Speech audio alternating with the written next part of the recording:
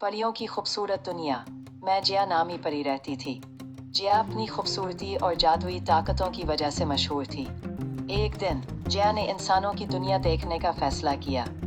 वो एक छोटे गांव में पहुंची जहां उसने एक उदास लड़के हसन को देखा।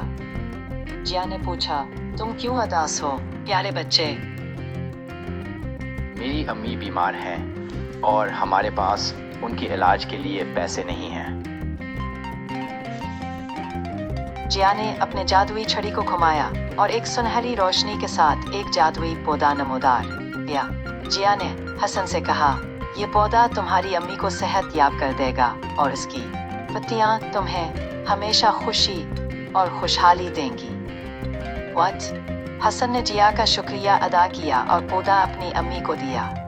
जादुई पौधे की बदौलत हसन की अम्मी जल्दी सेहत याब हो गईं और उनके घर में खुशियों की बहार आ गई। जिया ने हसन की खुशी देखकर मुस्कुराते हुए कहा, याद रखो, नेकी और मोहब्बत हमेशा जिंदगी में खुशियाँ लाती हैं। फिर जिया वापस अपनी परियों की दुनिया रोशनगढ़ चली गई।